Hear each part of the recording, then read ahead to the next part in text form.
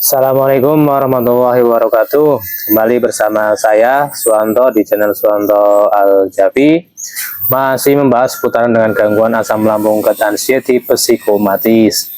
Nah teman-teman, di video-video sebelumnya sudah saya jelaskan ya terkait dengan apa itu gangguan asam lambung gut anxiety psikomatis, kemudian bagaimana saya di awal-awal terkena gangguan asam lambung gut anxiety psikomatis, kemudian berbagai metode, berbagai obat, berbagai herbal ya sudah saya jalani dan tidak sembuh-sembuh, dan kemudian alhamdulillah melalui wasilah dari menjaga 3P saya diberi kesembuhan ya. Kemudian pada kesempatan kali ini saya akan menjawab beberapa pertanyaan di kolom komentar yang belum sempat saya jawab ya. Nah, sebelum saya melanjutkan menjawab komentar-komentar dari teman-teman semuanya, yang pertama saya mohon untuk tidak men-skip video ini ya. Kenapa jangan di-skip ya? Karena supaya teman-teman ini paham ya. Karena sering sekali ya teman-teman yang menulis di kolom komentar itu hal-hal yang sebenarnya sudah saya jelaskan, tetapi itu lagi-lagi menjadi pertanyaan ya, padahal sudah saya cerahkan detail ya, tetapi memang ya kita itu karena mungkin kecemasannya masih berlebihan itu sehingga susah untuk berkonsentrasi dan susah untuk memahami. Nah, pada kesempatan kali ini saya akan menjawab ya yang belum paham ya, biar lebih paham lagi. Yang sudah paham ya mudah-mudahan semakin paham dan bisa menangani gangguan asam lambung gut anxiety psikomatis. Nah, dan juga saya minta tolong ya kepada teman-teman semuanya, bantuan atau dukungannya untuk mensubscribe ya, bagi yang belum subscribe ya. Kalau sudah subscribe ya jangan di subscribe ya, karena ada beberapa teman-teman yang mungkin maksudnya ingin subscribe tapi padahal dia sudah subscribe teman-teman, sehingga malah dia unsubscribe ya. Tapi tidak masalah ya, tidak apa-apa. Kenapa perlu di subscribe? Jujur ya, jika teman-teman ini mensubscribe ya tentunya video ini dapat berkembang dengan baik ya. Sehingga itu menambah semangat buat saya untuk share-share informasi, berbagi pengalaman dalam menangani gangguan gut anxiety psikomatis. Nah, teman-teman semuanya, mudah-mudahan melalui video ini ya, ini bisa menjadi wasilah ya buat teman-teman semua untuk menuju ke kesembuhan, atau minimal bisa mengurangi sensasi-sensasi yang sedang teman-teman rasakan, atau ya minimal hanya sekedar buat menemani hari-hari teman-teman dalam merasakan sensasi-sensasi yang dari ujung rambut sampai ujung kaki, yang mana sensasinya 1001 macam sensasi. Itu ya yang membuat kita bingung ya, sebenarnya itu kita sakit apa. Nah teman-teman semuanya, pada video kali ini saya akan menjawab ya beberapa pertanyaan yang ada di kolom komentar yang belum sempat saya jawab di kolom komentar. Yang pertama ini dari Dodi Cicio. Saya kalau setiap datang wirid atau tahlilan masih ada rasa cemas, kemudian sesak, solusinya Mas. Nah teman-teman ya, ketika kita wirid atau tahlilan merasa cemasnya datang, nah ini dulu jujur saya tidak mengalami hal seperti itu. Justru ketika saya berzikir ya, itu malah menambah ketenangan buat batin saya. Nah mungkin saja si Dodi ini kemungkinan dia masih takut dengan dosa-dosa masa lalunya mungkin ya, sehingga mungkin saran dari saya, Mas Dodi ini untuk ya merelakan, mengikhlaskan semua kesalahan-kesalahan masa lalunya ya, diterima saja ya. Kemudian Mas Dodi ini mengikhlaskan kejadian yang sudah berlalu, ya, kemudian cukup beristighfar, ya, beristighfar, meminta ampunan kepada Allah Subhanahu wa taala, dan kemudian membuka lembaran baru. Jangan mengingat-ingat dosa, ya. Pokoknya Mas Dodi ini jangan sering mengingat-ingat dosa. Dosa itu perlu kita tobati, ya, bukan kemudian harus kita ingat-ingat, ya. Itu seperti itu, sehingga kita tidak stres berlebihan, itu Mas Dodi, ya. Kemudian berikutnya dari Yoyo Supriyadi, ya, Yoyo Supriyadi. Assalamualaikum Mas, yang disebut sembuh itu yang gimana? Kalau saya sehari-hari sudah bisa aktivitas kerja biasa, tapi yang namanya sensasi yang di dada selalu ada, silih berganti, kadang sesak di dada, keliengan, kadang lemas di badan, pokoknya banyak silih berganti, mohon penjelasannya. Nah, kalau sudah sembuh itu ya kita sudah tidak keliengan, ya, kita sudah tidak sesak nafas, ya, kita sudah tidak ketakutan, itu ya begitu, ya. Kita sudah bisa beraktivitas ya seperti biasa tanpa berpikir, ya. Kalau teman-teman beraktivitas masih keliengan, masih sesak nafas, masih ketakutan, ya, masih kepikiran, itu berarti teman-teman belum sembuh 100%, ya, menuju sembuh, ya, karena sudah bisa beraktivitas. Nah, dulu waktu saya ketika pada masa fase tersebut itu, ya, itu yang menyebabkan saya masih kadang-kadang muncul cemas, kadang-kadang muncul sesak nafas, itu yang pertama, ya, itu karena biasanya kurang minum, ya, minum air putihnya kurang. Kemudian karena kita bekerja, ya, biasanya bekerja itu kita lupa minum. Nah, makanya dulu waktu di awal-awal saya itu kalau bekerja itu selalu bawa air hangat, ya, dimasukkan ke dalam termos kecil. Kemudian juga saya bawa bekal makan kayak ketela pohon, kayak labu siam, wortel, tahu yang dikukus, ya, itu saya bawa untuk bekal ketika saya berangkat bekerja. Nah, itu membantu aktivitas kita, ya, yang sudah mulai bekerja ini menjadi cemasnya hilang, menjadi sesak nafasnya hilang. Karena ketika kita sesak nafas itu ya karena kita sebenarnya mungkin waktu kerja, ya, itu satu kurang energi, ya, energi itu kehabisan, ya, karena orang punya asal lambung gut anxiety psychosis ini kan energi itu cepat habis, ya, cepat habis karena digunakan juga untuk pikiran ini, ya, pikiran yang stres ini juga menguras energi, ya.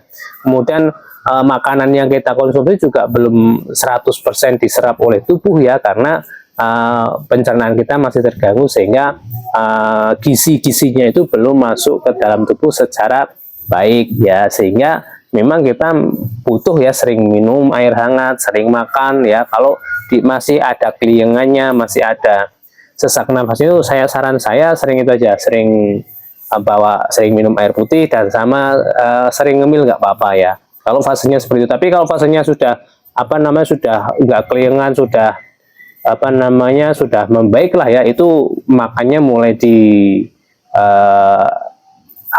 ditata kembali, ya. Dan jangan sering ngemil malahan, ya, nanti kalau sering ngemil berat badan kita jadi naik, ya. Nah, itu pengalaman saya dulu waktu awal-awal sembuh itu kan makan enak, itu makan semua dimakan, ya.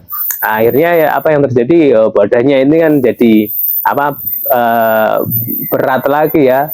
Nah, kemudian kalau badan berat ini jujur, ya, membuat aktivitas itu buat saya itu kurang nyaman, ya. Saya lebih nyaman dengan berat badan yang sekarang ini, menurut saya yang ideal lah, ya. Kalau sering makan ini saya biasanya cepet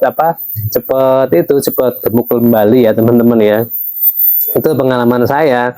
Nah, tapi kalau memang teman-teman lebih pede dengan badan yang gemuk, ya itu pilihan, ya. Tapi kalau saya pribadi lebih senang, ya, dengan badan yang proporsional lah, ya, tidak terlalu kecil, ya, juga tidak terlalu besar, begitu.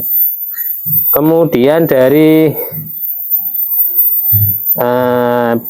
Peso Sandi ini, ya, Peso Sandi, alhamdulillah hari ini banyak geraknya daripada tidurnya. Semoga makin hari makin membaik walaupun mata masih berkabut, berasa badan belum nyaman. Nah, kalau teman-teman dalam sehari ini masih sering tidur, itu tentunya ya sepengalaman saya itu akan lambat dalam proses perbaikannya ya.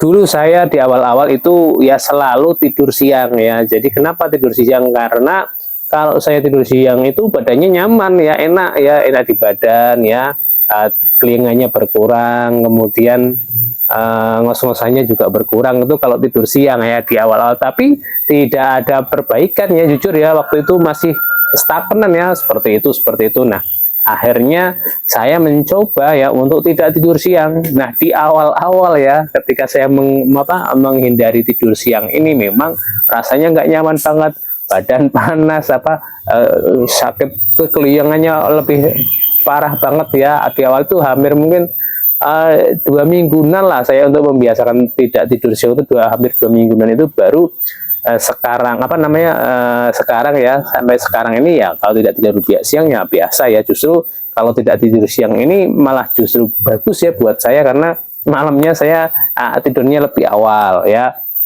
Walaupun kalau misalkan menjumpai pas memang ada aktivitas nyampe malam ya, nyampe tengah malam dan tidurnya masih kurang ya, tetap saya bantu dengan tidur siang ya. Jadi saya tidur siang itu ya ketika memang malam harinya itu tidur saya masih sedikit ya, saya bantu dengan tidur siang. Tapi kalau misalnya normalnya ya, saya sebisa mungkin kalau siang hari itu menghindari tidur siang ya, karena supaya nanti malamnya tidurnya lebih berkualitas. Sepengalaman saya seperti itu. Ketika saya siang harinya tidak tiduran, itu nanti pada waktu malam harinya itu tidurnya betul-betul pulas ya, sampai nggak bermimpi ya. Tapi kalau misalkan kita siangnya tidur itu ya, kadang-kadang malamnya tidurnya kurang nyenyak lah ya, sehingga kadang-kadang mimpi ya, mimpinya sih nggak mimpi buruk, nggak ya, cuma mimpinya keinget sampai bangun tidur. Tapi kalau siang harinya tidak tidur itu biasanya malamnya tidurnya nggak nyampe mimpi ya, kayak ya tidur kemudian bangun itu udah kayak lupa semuanya gitu. Jadi lebih nyaman saja. Tapi kalau pas waktu tidur mimpi itu pasti setelah bangunnya ada perasaan kayak kurang puas tidurnya begitu. Nah, kemudian berikutnya dari Walid Aja NF7UU. Terima kasih Pak ilmunya, semoga sembuh, amin ya robbal alamin ya. Mudah-mudahan teman-teman yang belum sembuh ya segera diberikan kesembuhan ya, insya Allah sembuh ya. Jadi penyakit anxiety psikomatis ini tidak berbahaya ya. Sekali lagi saya sampaikan, tidak berbahaya, bisa sembuh. Buktinya siapa? Saya sembuh. Kemudian banyak sekali teman-teman yang lainnya itu sembuh, dan sembuhnya itu tanpa obat, tanpa diapa-apain. Yang penting kita itu jaga 3P, jaga pola makan, jaga pola pikir, dan jaga pola hidup ya. Minum air putihnya jangan lupa, olahraga setiap hari. Siang harinya buat beraktivitas, jangan buat tidur. Kemudian malam harinya buat tidur, jangan buat beraktivitas. Nah, kita itu kan sering kebalik-balik ya.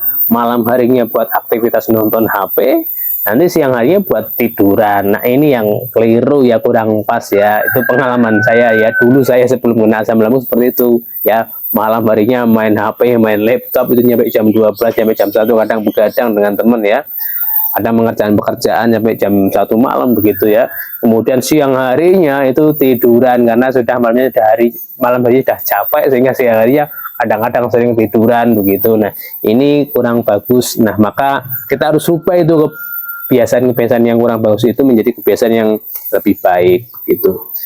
Nah, kemudian dari Ida Devi Audia ya, zikirnya apa Mas? Nah, zikirnya sudah saya sampaikan pada video sebelumnya ya, tinggal disimak baik-baik saja. Di situ sudah saya sampaikan semuanya, sudah saya sebutkan semua, tinggal teman-teman nanti pilih saja yang mana yang disukai. Nah, fungsi zikir itu adalah itu saja, untuk membuat rileks ya pikiran kita, supaya kita lebih tenang ya, karena orang yang pikirannya tenang, hatinya tenang, itu akan lebih mudah proses pemulihannya ya, itu sepengalaman saya. Tapi ketika kita cemas, ketika kita takut, ketika kita gundah gulana, itu menjadikan kita itu lama untuk proses kesembuhannya. Nah, kemudian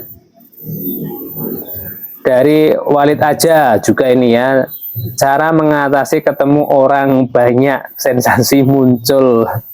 Terima kasih. Nah, ketika orang yang sedang mengalami gangguan asam lambung, anxiety, psikomatis, kemudian bertemu orang banyak, itu ada kalanya yaitu dia ketakutan ya. Dulu saya mengalami ya. Jadi dulu di awal-awal saya itu ketika masih takut ketemu orang ya. Nah, saya itu ketika ketemu orang itu muncul perasaan apa namanya, pikiran-pikiran yang kurang baik ya. Kurang baiknya bagaimana? Jadi ketika ada orang itu punya niatan buruk ya, itu di pikiran itu, ini orang mau apa, berbuat tidak baik ini orang mau menipu ini, oh ini orang mau apa namanya, berbohong pada kita ini. Nah, itu selalu seperti itu ya. Walaupun menjadi kenyataan juga sih sebenarnya ya, ada orang datang minta-minta mau dengan modus tertentu ya, kita tahu, tapi ya apa namanya, itu dinamika hidup ya, dan kita nggak perlu tahu apa yang di dalam pikirannya, apa yang ada di dalam niatnya, itu kita tidak usah memikirkan tersebut, karena itu nanti mengganggu ya, mengganggu kita. Ketika ketemu orang itu kita jadi ketakutan ya. Takut apa? Takut mungkin awalnya takut ditipu, takut dikhianati, takut dan lain sebagainya ya, sehingga pikiran kita itu kadang-kadang menjadi overthinking ya, begitu. Nah, cara melatihnya bagaimana? Melatihnya begini ya. Jadi dulu saya itu bukan dulu ya, jadi tempat apa ya, pekerjaan saya itu salah satunya adalah bertemu dengan masyarakat ya, mendampingi masyarakat, bertemu dengan masyarakat banyak ya. Nah, itu dulu awal-awal saya itu ketika ketemu itu sudah langsung panik, badan lemes, kayak mau pingsan ya, itu keliengan, langsung pucet ya. Ini karena tidak tahu ya, waktu itu bingung saya itu kenapa kok bisa seperti itu ya. Nah, kemudian setelah saya mengetahui, oh saya itu kena anxiety ya, anxiety yang ketakutan berlebihan itu, sehingga saya itu mulai menyadarinya, memahaminya, sehingga saya mulai berlatih bertemu dengan orang. Nah, prinsipnya begini, ketika kita takut bertemu dengan orang, maka kita harus berlatih bertemu dengan orang. Ketika kita takut keramaian, maka kita harus ke keramaian.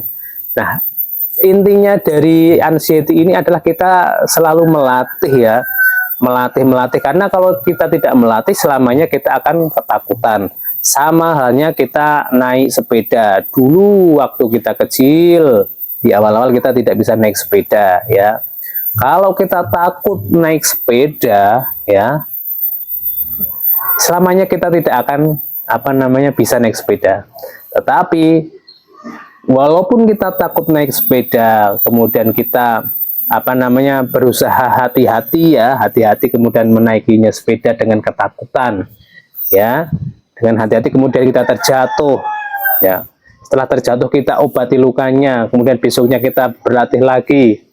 Misalkan terjatuh lagi, kita naik lagi, kemudian terjatuh lagi, naik lagi, sampai kita itu nanti pandai atau mahir dalam naik sepeda, maka naik sepeda itu menjadi hal yang tidak menakutkan. Nah, sama dengan bertemu dengan orang-orang banyak itu ya, sepengalaman saya dulu seperti itu. Awal-awal ketika ketemu orang banyak itu langsung badan lemes, keringetan, pucat, mau pingsan dan sebagainya.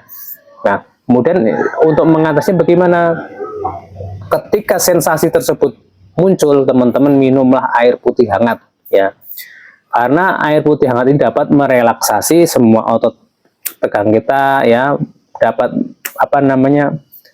melancarkan nafas kita ya, karena kalau ketika cemasnya muncul kan biasanya sesak nafas itu. Nah, itu pakainya air putih hangat itu ya, sehingga nanti kondisi badan kita bisa segera stabil. Nah, dan kita jangan menghindari ya, tetap bertahan di situ. Nah, ya mungkin di awal mungkin setengah jam atau sejam atau mungkin 15 menit dan seterusnya ya. Nah, kemudian berkali-kali kita latih hal tersebut, sehingga bisa menjadikan apa namanya kita ini bisa terbiasa. Itu sepengalaman saya. Dan untuk hal-hal yang lain juga sama ya, kita bisa lakukan hal demikian. Untuk video kali ini saya pikir itu ya teman, karena durasinya sudah 20 menit. Nah, untuk komentar-komentar yang belum sempat saya jawab, mohon maaf, mudah-mudahan nanti bisa saya jawab pada video-video berikutnya. Itu saja, saya doakan kepada teman-teman semua yang sedang mengalami gangguan asam lambung dan anxiety psikosomatis segera diberi kesembuhan, segera diberi apa namanya kebahagiaan ya yang sempat dulu hilang. Dan juga saya minta doanya buat saya ya teman-teman ya, supaya selalu diberi kesehatan, supaya saya selalu diberi kebahagiaan, agar saya selalu bisa share-share informasi dari gangguan asam lambung dan anxiety psikosomatis. Demikian, assalamualaikum warahmatullahi wabarakatuh.